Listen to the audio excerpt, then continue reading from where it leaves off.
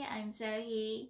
Today we're going to learn some phrases with the adjective 근질근질하다, which means very itchy.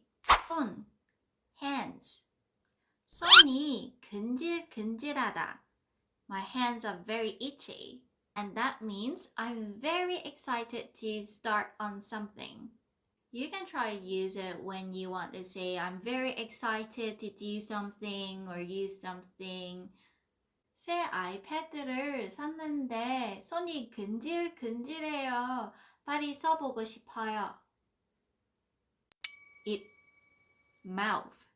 입이 근질근질하다.